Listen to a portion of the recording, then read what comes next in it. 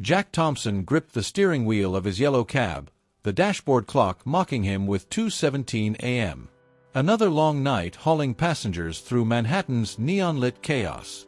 His wife, Vanessa, had texted hours earlier, "We need to talk when you get home." He knew what that meant. Bills piled up on the kitchen table, rent overdue, credit cards maxed, her designer bags gathering dust in the closet like accusations. He'd been driving cabs for 12 years, ever since the factory job in Queens dried up. Vanessa once loved his dreams of something better, but love eroded under the weight of constant struggle. She wanted stability, vacations, a life beyond scraping by. Jack wanted her happiness, but he couldn't deliver. As he dropped off a drunk couple near Times Square, he felt the familiar ache in his chest. Home was a cramped apartment in Astoria, and tonight, it might not feel like home anymore. Jack pulled into the building's garage just before dawn. The apartment smelled of Vanessa's perfume and takeout containers. She sat on the couch, eyes red, papers in hand, divorce forms. "I can't do this anymore, Jack. We're drowning." Her words cut deep. She listed his failures: no savings, no promotions, no escape from the cab. He argued weakly, promising things would change, but she shook her head. "You've said that for years." By morning, she packed a bag and left for her sister's in Brooklyn. Jack stood alone in the empty living room, the silence louder than traffic. Homeless now in spirit, he crashed on the couch, staring at the ceiling, wondering how love could vanish so quietly. Evicted 2 weeks later, Jack stored his belongings in a friend's garage and slept in his cab when he could. Days blurred into nights of endless fares, Wall Street suits, tourists to the Statue of Liberty, late-night clubbers. He avoided mirrors, hating the hollow man staring back. One rainy evening, he found an old jacket in the back seat, forgotten by a passenger months ago. In the pocket, a crumpled lottery ticket from last year's Mega Millions draw. He chuckled bitterly, another reminder of missed chances. But curiosity won. He checked the numbers on his phone at a red light on Fifth Avenue. His heart stopped. Every number matched. $28 million. He pulled over near Central Park, hands shaking, the city lights blurring through tears. Jack sat in a midtown diner, ticket hidden in his sock, paranoia setting in. He called a lawyer recommended by a regular fare, someone discreet. The claim process took weeks, anonymous at first, then public. Reporters swarmed when the news broke: NYC cab driver wins Mega Millions. Vanessa called, voice sweet again, but Jack hung up. The money felt surreal, like a dream he might wake from. He paid off debts, bought a small apartment in Chelsea, and stared at bank statements that no longer terrified him. Yet happiness eluded him. Wealth couldn't fill the void left by betrayal and loss. With millions secured, Jack quit driving. He wandered Manhattan aimlessly, Bryant Park, the High Line, galleries in Chelsea. Art had always fascinated him, though he'd never pursued it. One afternoon, he passed a rundown community center in the East Village advertising art classes. On impulse, he donated generously, asking to fund a proper art space. The director, overwhelmed, invited him to see the plans. Jack envisioned something vibrant, a place for locals to create without judgment. He invested more, hiring architects, turning the space into the Heartbeat Art Center. It felt like purpose, small but real. The Heartbeat Art Center opened on a crisp fall day. Murals covered the walls, easels lined the rooms, and free classes drew crowds from nearby tenements. Jack stood in the back, anonymous in jeans and a hoodie, watching kids paint and adults sketch. A woman with paint-streaked hands approached. "You're the donor, aren't you?" Elena Vasquez smiled warmly. A passionate painter from Brooklyn, she taught evening classes. Her energy was infectious, dark curls, bright eyes, hands always moving as if sketching the air. Jack felt a spark he hadn't known in years. Elena invited Jack to her class. He hesitated but showed up, charcoal in hand, drawing clumsy still lives. She circled the room, offering gentle critiques. "Art isn't about perfection," she said. "It's about seeing." After class, they talked over coffee at a nearby bodega. Elena shared her story, immigrant parents, scholarships, rejections from galleries. Jack opened up about the divorce, the lottery, the emptiness money couldn't fix. She listened without pity, seeing the man beneath the fortune. Jack returned weakly, improving slowly. Elena taught him to mix colors, to capture light on canvas. He painted the city he knew, taxis in rain, Central Park at dusk. Art became therapy, easing the ache of lost love. Elena noticed his progress. "You have heart in your work," she told him. Their conversations deepened, dreams, fears, favorite spots in the city. Jack felt alive again, not just surviving. One evening, Elena suggested a walk along the Brooklyn Bridge. They met at dusk, city lights twinkling below. She talked about her latest series, portraits of everyday New Yorkers. Jack shared memories of fairs that changed his view of people. At the bridge's midpoint, she turned to him. "Money gave you freedom, but creativity gives you meaning." Jack nodded, realizing she was right. The walk ended with a quiet goodnight, but something unspoken lingered. Vanessa reappeared, claiming she wanted reconciliation. She showed up at the art center, glamorous and insistent. "We can start over now." Jack felt old wounds reopen. Elena saw the exchange from afar, uncertainty in her eyes. Jack politely declined Vanessa, but doubt crept in. Was he worthy of someone like Elena? The past threatened his fragile new beginning. Jack tried to focus on the mural project Elena had proposed for the center's main wall, a vibrant depiction of New York's heartbeat, with taxis, bridges, and diverse faces pulsing with color.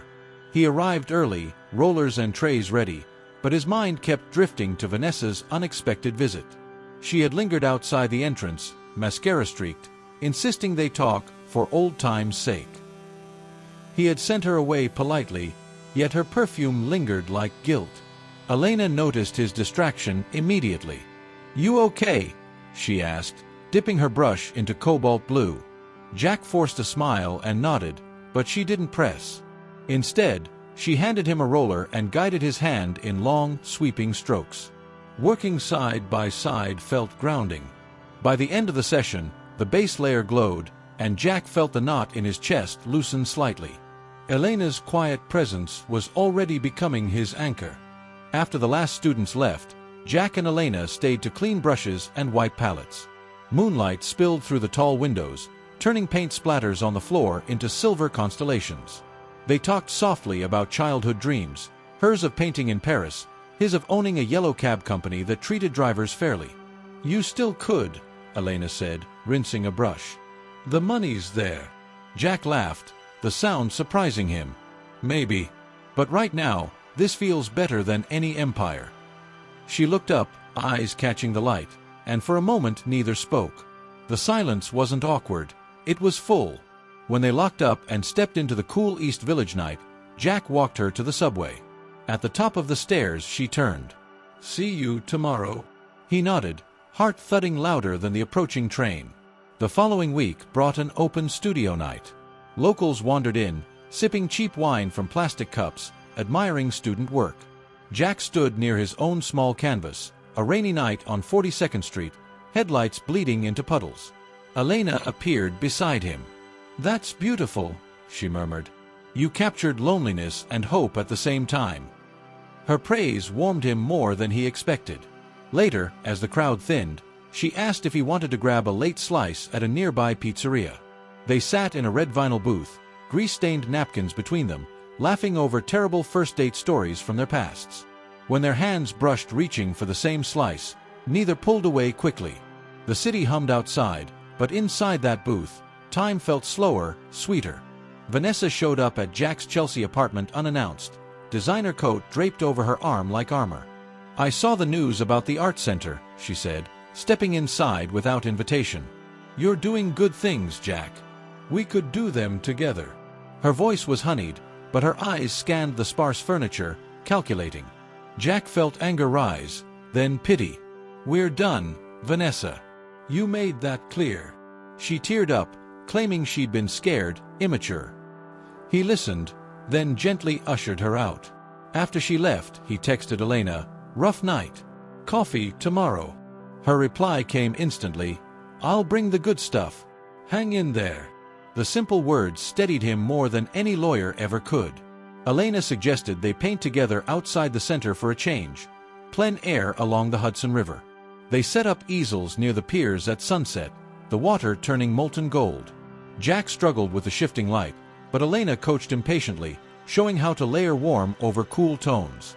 Between brushstrokes they shared more, her fear of never being good enough for big galleries, his terror that wealth would turn him into someone he didn't recognize.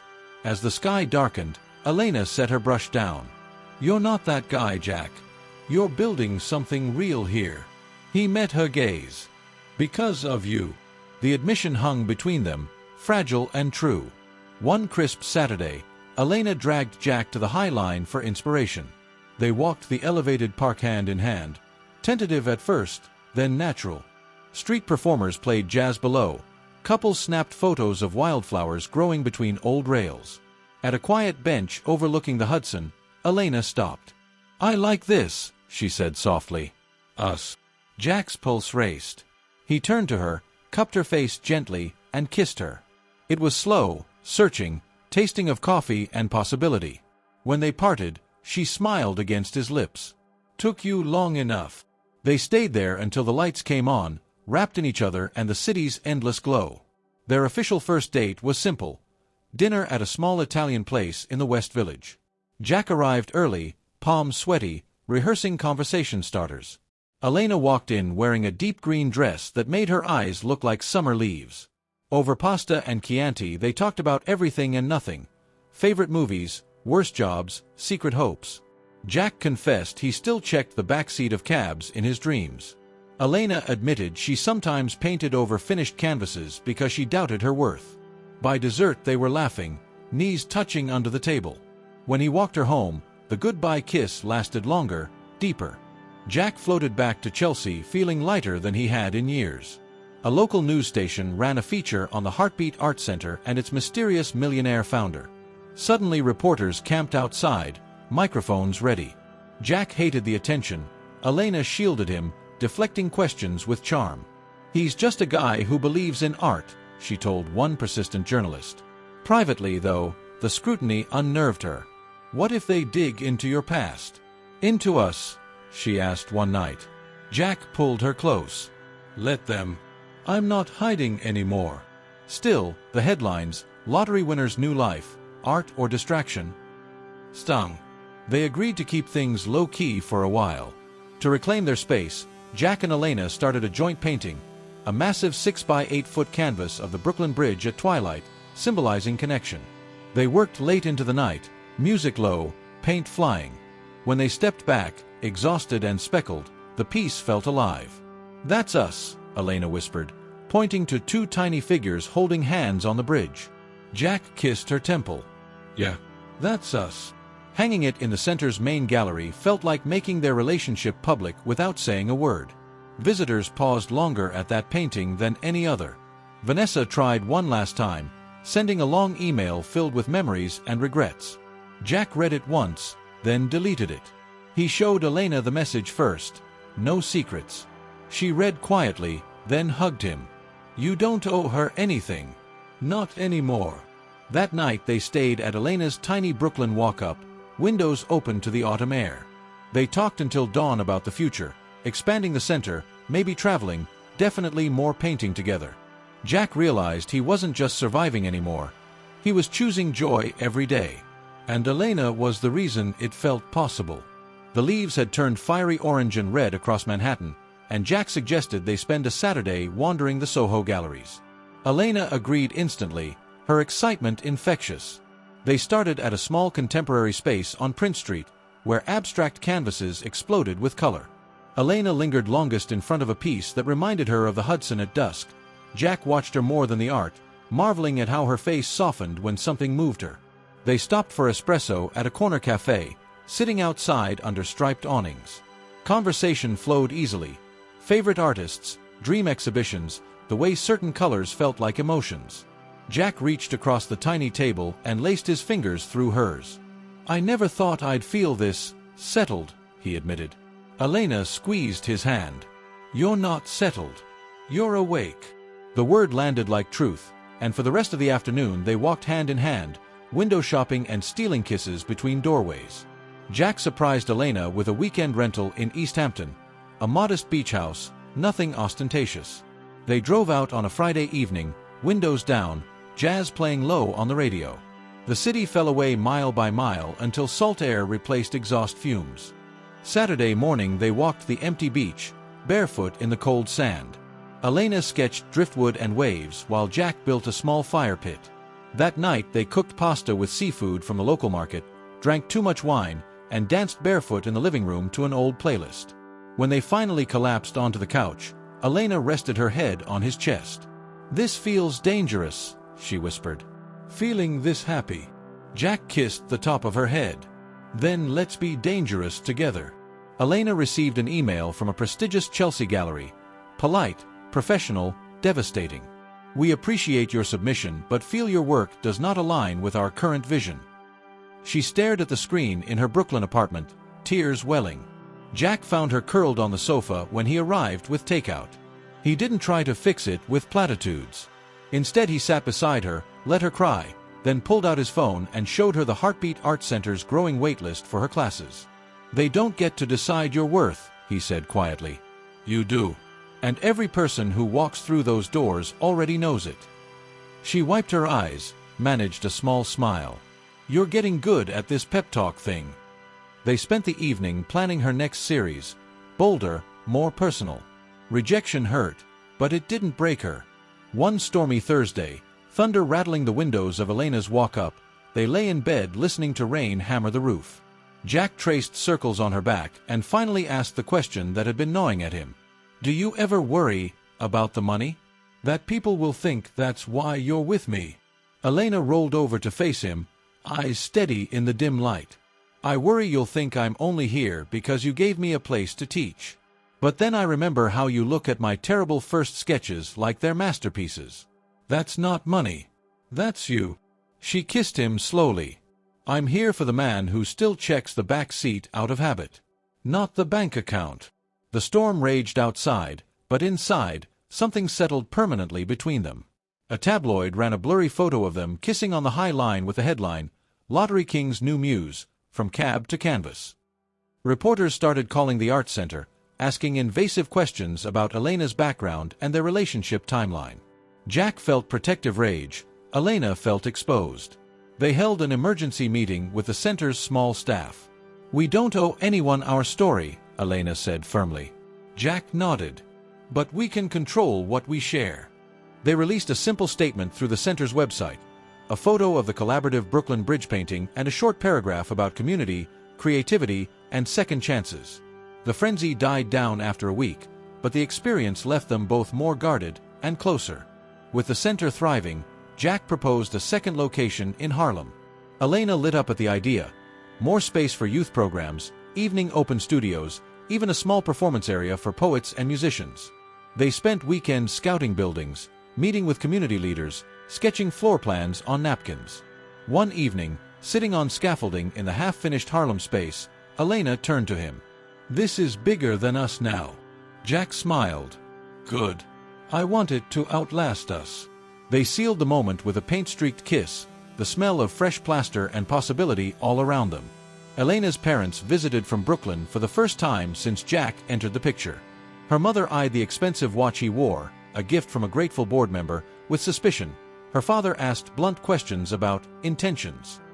Dinner was polite but tense. Later, driving them home, Elena was quiet. "They're scared I'll get hurt," she explained. Jack nodded. "I get it. I'd be the same if I had a daughter." That night he wrote her parents a handwritten letter. Nothing flashy, just honest words about how much he loved their daughter and how he planned to keep earning her trust every day. When Elena read it, she cried happy tears. December brought the center's first holiday exhibition. Strings of fairy lights draped the rafters. Hot cider perfumed the air. Jack and Elena hung their newest collaborative piece, a snowy Central Park scene with two figures walking hand in hand. Visitors lingered, snapping photos. After closing, they stayed to clean up. Snow began falling outside the tall windows. Jack pulled Elena into a slow dance among the easels. "Marry me someday," he asked softly, not a formal proposal, just a question. She smiled against his shoulder. Someday soon, maybe. They danced until the snow piled deep on the sidewalks, wrapped in each other and quiet certainty. Not everything was perfect. One evening Elena snapped at Jack for overscheduling her classes without asking. He bristled when she suggested he was avoiding therapy for his lingering divorce wounds. They went to bed angry, backs turned. Morning brought apologies over coffee. "I'm still learning how to do this," Jack admitted. "Me too," Elena said. They made a pact. No walking away mid-argument, always sleep in the same bed, talk it out before sunrise. The fight didn't break them, it taught them how to bend without breaking. Exactly 1 year after finding the lottery ticket, Jack and Elena returned to the spot near Central Park where he'd first checked the numbers. The bench was the same, the city noise unchanged. They sat wrapped in the same coat, watching joggers and dog walkers pass. "I thought that ticket was the miracle," Jack said quietly. Elena rested her head on his shoulder. "It was just paper. You're the miracle." They stayed until dusk, then walked home through falling snow, fingers laced, hearts full. The future felt wide open, not because of millions in the bank, but because they had each other. A thick envelope from a Manhattan law firm landed on Jack's kitchen counter one gray February morning. The return address read, "Attorneys for Vanessa Thompson." Inside was a formal notice. Vanessa was filing a claim asserting that the lottery winnings, purchased during their marriage, constituted marital property. She sought half, $14 million plus interest. Jack stared at the pages until the words blurred. Elena found him sitting motionless at the table when she arrived with coffee. She read the letter in silence, then set it down carefully. "We'll fight this," she said, voice steady. Jack nodded, but doubt crept in like fog off the Hudson. The money he had tried to leave behind was dragging him back into the past he thought he'd escaped. Jack hired Rachel Kim, a sharp, no-nonsense family law attorney recommended by his financial advisor. They met in her sleek midtown office overlooking Bryant Park. Rachel reviewed the timeline. Ticket bought 6 months before separation, claimed after divorce finalized. "New York is an equitable distribution state," she explained. "But post-divorce claims on lottery wins are rare and hard to win if the marriage was already dissolving." Elena sat beside him, hand on his knee under the table. Rachel was optimistic but blunt. Depositions, document requests, possibly a trial. Jack felt the old weight return, bills, lawyers, court dates, but this time the stakes were his future with Elena, not just survival. The legal pressure seeped into every corner of their life. Jack woke at 3 a.m. most nights, mind racing through worst-case scenarios. Losing half his fortune, the art center shrinking, Elena pulling away if the stress became too much. He tried not to show it, but Elena noticed the dark circles, the way he stared at walls. One night she found him on the fire escape of her Brooklyn walk-up, wrapped in a blanket, staring at the city lights. She sat beside him without a word, then finally said, "Whatever happens with the money, I'm not going anywhere." Jack exhaled shakily. "I know. I just hate that she can still reach me like this." Elena rested her head on his shoulder. "She's reaching for cash. You're reaching for us. That's the difference." Months dragged as lawyers exchanged documents. Vanessa's team demanded bank records, proof of when Jack bought the ticket, even text messages from their final months together. Jack spent evenings sorting old phone backups, reliving arguments he'd tried to forget. Elena helped where she could, organizing files, making coffee, reminding him to eat. But the process wore on her too. She canceled 2 painting sessions to sit with him through late-night document reviews. "I feel like I'm losing time with you," she confessed one evening. Jack pulled her close. "We're not losing. We're protecting what matters." Jack's deposition took place in a sterile conference room near Foley Square. Vanessa's attorney, a slick man in an expensive suit, asked probing questions about their marriage, Jack's spending habits, whether he'd hidden assets. Jack answered honestly, voice level, though his hands trembled under the table. Elena waited outside on a bench in the courthouse plaza, sketching passers-by to stay calm. When Jack emerged, pale but composed, she stood and hugged him without speaking. They walked to a nearby diner and ordered milkshakes like teenagers. "You did good," she whispered. For the first time in weeks, Jack managed a real smile. Elena began to question things quietly. Late one night, after another long lawyer call, she asked, "What if she wins? Would you resent me if we had to scale back the center, sell the loft?" Jack was stunned. Never. The money was never the point. But the question lingered. Elena withdrew slightly. Longer hours painting alone, shorter replies to texts. Jack felt the distance like a cold draft. He wondered if the constant legal shadow was making her see him differently, not as a partner, but as a man tethered to an ex-wife's greed. After a particularly brutal mediation session where Vanessa's lawyer accused Jack of squandering marital assets on the art center, Elena asked for space. "I need a few days to think," she said quietly. "Not because I don't love you. Because I love you too much to watch this destroy us both." She moved back to her Brooklyn apartment. Jack respected her request, though every empty room in Chelsea felt hollow. He threw himself into the Harlem expansion, working late so he wouldn't have to face the silence at home. For the first time since the lottery, he felt truly alone again. Jack started writing Elena letters, long, handwritten pages he never sent, just left in a drawer. He wrote about missing her laugh, the way she hummed while mixing paint, how the center felt empty without her energy. One night he finally mailed one. Simple, no pressure, just truth. Elena read it on her fire escape, tears falling onto the ink. She didn't call right away, but the next morning she texted, "Meet me at the High Line tomorrow at sunset. Same bench." Jack's heart raced all day. When he arrived, she was already there, wearing the green dress from their first real date. They sat without speaking at first, watching the river turn pink and gold. Elena finally broke the silence. "I got scared. Not of losing money, of losing you to this fight. I needed to remember who we are without lawyers and headlines." Jack took her hand. "I'm still the same guy who can't draw a straight line. The money's just noise." She leaned into him. "Then let's turn the noise down. Together." They kissed as the city lights flickered on below, recommitting not just to each other but to weathering whatever came next. Rachel called with good news. The judge had reviewed preliminary motions and leaned toward dismissing Vanessa's claim. "The ticket was purchased post-separation intent," she explained. "And your divorce decree didn't mention contingent assets. We're likely headed for summary judgment." Jack and Elena celebrated quietly. Dinner at the same West Village Italian place from their first date, no champagne, just pasta and relief. As they walked home hand in hand, Jack felt the weight begin to lift. The battle wasn't over, but the war felt winnable. More importantly, he and Elena had survived the hardest part, doubting each other. Now they were stronger for it.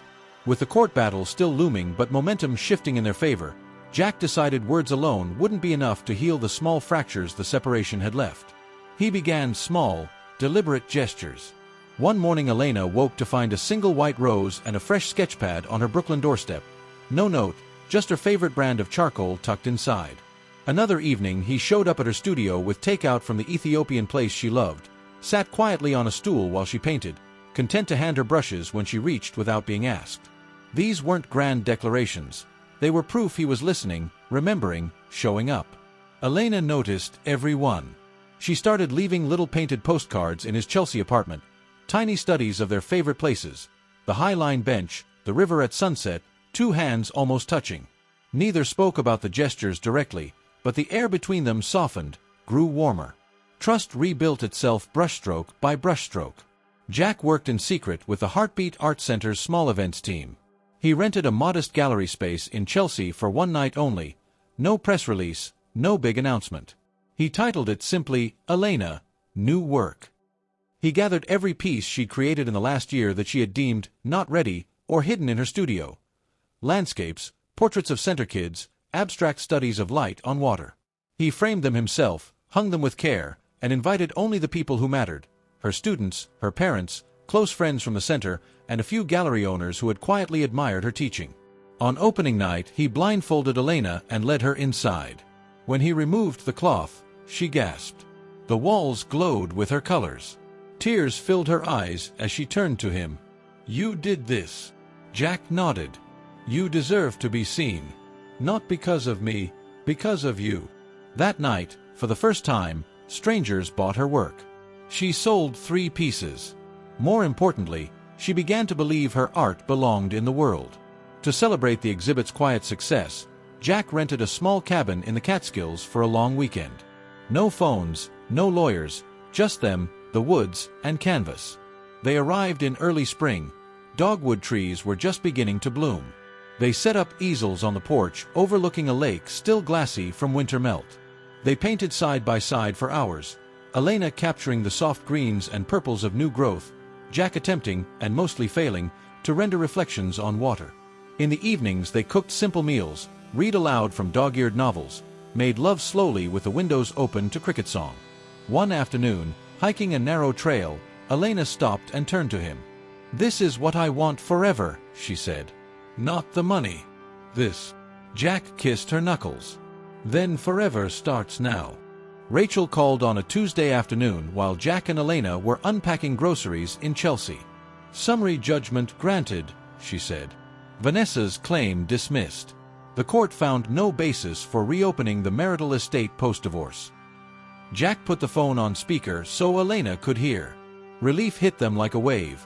They sank onto the couch, laughing through sudden tears. That night they walked to the Hudson, sat on the same bench where they'd reconciled months earlier. The river glittered under streetlights. "It's really over," Jack whispered. Elena leaned into him. "No, it's really beginning." They stayed until the wind turned cold, then went home to make plans, not for spending money, but for building more. With the legal cloud gone, Jack and Elena poured energy into the Harlem location. They added after-school programs for teens, a ceramic studio, even a small theater space for spoken word nights. Word spread through the neighborhoods. Enrollment doubled in months. Elena started a mentorship program pairing professional artists with promising students. Jack quietly funded scholarships so no one was turned away for lack of money. Visitors began calling the two buildings the heartbeat of the city. Jack and Elena stood on the roof of the new space one evening, watching lights come on across Harlem. "We did this," Elena said. Jack corrected gently, "We're doing this together." Jack carried the ring for weeks before he found the courage. It was simple, a thin gold band with a small, imperfect sapphire the color of Elena's favorite paint. One Sunday morning he took her to the Brooklyn Botanic Garden, cherry blossoms just opening. They walked the Japanese hill and pond garden in near silence, hands linked. At the edge of the pond, koi drifting below, Jack stopped. He dropped to one knee without fanfare. "Elena, I've spent half my life driving in circles. The best thing that ever happened to me was getting lost enough to find you. Will you marry me?" Tears spilled down her cheeks as she nodded, laughing. "Yes. 1,000 times yes." He slipped the ring on. It fit perfectly. They kissed under falling petals, the city humming far away. They decided on something small, 50 people at most, held in the main gallery of the original Heartbeat Art Center. No society pages, no extravagance. Elena wanted to paint her own dress. She didn't finish in time, so she chose a simple ivory gown instead. Jack asked his old friend from the cab company to be best man. Elena asked her mother to walk her down the short aisle between easels. They planned for months in stolen moments, choosing music, a string quartet of center students, flowers, wild ones from upstate, food, catered by the Ethiopian restaurant. Every detail felt like an extension of their life together. Creative, warm, unpretentious. The gallery smelled of fresh lilies and oil paint. Late afternoon light poured through tall windows, turning everything golden. Elena walked in on her father's arm, eyes locked on Jack. He wore a simple navy suit, no tie, and when he saw her he forgot how to breathe for a second. The ceremony was short, vows they wrote themselves, promising to keep showing up, to keep creating, to keep choosing each other even when life got loud again. When the officiant said, "I now pronounce you husband and wife," the small crowd erupted in cheers. Jack kissed Elena like the world had just begun. Later, under strings of lights, they danced to an old jazz standard while students played, friends laughed, and paint still flecked the floor beneath their feet. They flew to Florence for 10 days, no itinerary, just art and each other. They wandered the Uffizi until closing, sketched in piazzas at dawn, ate gelato at midnight. One afternoon in a tiny studio near the Arno, Elena convinced Jack to try oil painting for the first time. He smeared cadmium red across canvas while she laughed and corrected his grip. They returned to New York tanned, paint-stained, and more in love than when they left. Customs asked if they'd bought anything. Jack grinned. Just more of each other. Back home, life settled into a rhythm that felt miraculous in its ordinariness. Mornings began with coffee and quick sketches at the kitchen table. Days split between teaching, painting, running the centers. Evenings ended with takeout and quiet talks about tomorrow. One night, lying in bed with city lights slanting across the ceiling, Jack turned to Elena. I used to think winning the lottery was the luckiest thing that ever happened to me. She smiled sleepily, tracing his jaw. And now? He kissed her palm. Now I know it was just the door. You're the home. They fell asleep tangled together, the future stretching out like an unpainted canvas, full of color, full of them. Their first anniversary arrived quietly, marked not with fanfare but with the same small, meaningful rituals that had carried them through. Jack woke early and made breakfast, pancakes with fresh blueberries, the way Elena liked them, then carried the tray to their bed in the Chelsea loft. She stirred, smiling sleepily as sunlight slanted across the rumpled sheets. They spent the day at the original Heartbeat Art Center, teaching a joint class for beginners, Jack demonstrating basic perspective while Elena showed how to layer color for depth. Students laughed at Jack's still clumsy brushwork. Elena beamed every time he improved. That evening they returned to the high-line bench where so much had begun. Jack pulled out a small wrapped package, a custom paintbrush set engraved with their wedding date. Elena gave him a tiny canvas she'd painted in secret, a portrait of the two of them laughing on their wedding day. They sat until the city lights came on, fingers laced, marveling at how 1 year could feel like a lifetime. Elena began talking about children, not urgently, but with a gentle certainty that grew each month. One rainy afternoon in the Harlem studio, while watching a group of 8-year-olds mix their first palette, she turned to Jack. I want this energy in our home someday. Jack felt a warmth spread through his chest. They started preparing quietly, converting the guest room into a potential nursery, reading parenting books late at night, even taking a weekend workshop on adoption and fertility options. They didn't rush. They simply opened the door to the possibility. Every small step felt like another layer of paint on a canvas they were still creating together. The 2 pink lines appeared on a quiet Tuesday morning in late spring. Elena stared at the stick in the bathroom, heart pounding, then called Jack from the center where he was hanging a new exhibition. He arrived home in record time, breathless, and when she showed him they both started laughing and crying at once. They told no one for weeks, savoring the secret. Jack found himself touching Elena's still flat stomach when they lay in bed, whispering promises to the tiny life inside. Elena painted a soft, glowing abstract she titled Heartbeat and hung it above their bed. The future, once wide and uncertain, now had a new center of gravity. They bought a house in Park Slope, Brooklyn, a 3-story brownstone with a small backyard and tall windows that flooded every room with light. Moving day was chaotic. Friends from the centers carried boxes, students painted a mural on the nursery wall, a whimsical tree with branches reaching toward the ceiling, and Jack and Elena directed traffic while stealing kisses in hallways. The house quickly became theirs. Elena set up a sunlit studio on the top floor. Jack turned the basement into a workshop for framing and small repairs. Evenings ended on the stoop with takeout and neighbors stopping by to chat. For the first time, Jack felt rooted, not just in a city, but in a home built for more than two. Pregnancy brought joy and worry in equal measure. Elena's morning sickness lasted longer than expected. Jack hovered protectively, brewing ginger tea and canceling late meetings. Ultrasounds revealed a healthy girl kicking fiercely. They named her Maya, after the poet and the word for illusion in Sanskrit, because their life still felt like a beautiful dream sometimes. Jack attended every appointment, holding Elena's hand during blood draws, tearing up at the sound of Maya's heartbeat. The art center staff threw a surprise baby shower. Students gifted handmade mobiles and tiny painted canvases. Each gift reminded them how wide their chosen family had grown. Labor came on a crisp October night. After 18 hours, Maya was born at a Brooklyn hospital, dark-haired and loud, gripping Jack's finger the moment she was placed on Elena's chest. Jack cut the cord with shaking hands. Tears streamed down his face as he whispered, "Hi, little artist." The first days were a blur of sleepless nights, tiny cries, and overwhelming love. Elena painted one-handed while nursing. Jack learned to change diapers one-handed while holding a phone meeting. Friends brought food. Family flew in. Through exhaustion, they found a new rhythm. 2 parents, 1 small miracle, and a love that expanded to hold them all. Maya grew fast, crawling across studio floors, leaving handprints in wet clay, babbling her first words, paint, and dada, in quick succession. Jack built low easels so she could reach.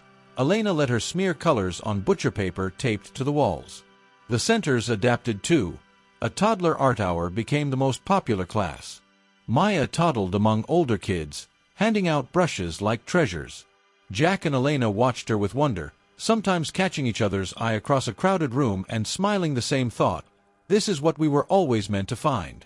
Maya's 5th birthday fell on the anniversary of Jack's lottery win.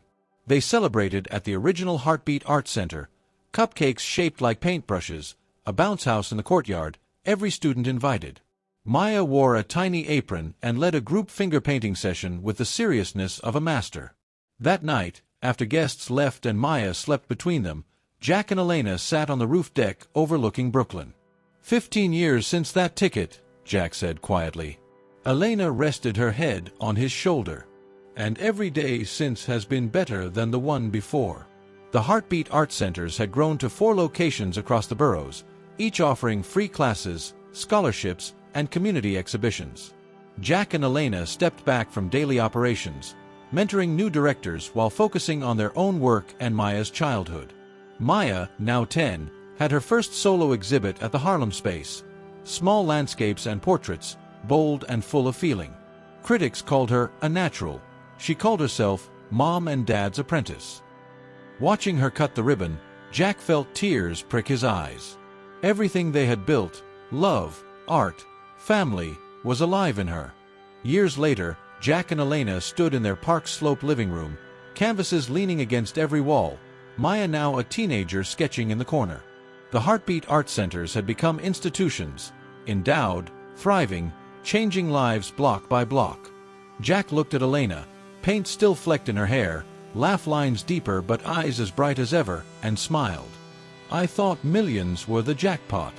She crossed the room, slipped her arms around his waist, and kissed him softly. No, she whispered. The heart was. Outside, the city pulsed on, taxis honking, lights flickering, lives intersecting in endless motion.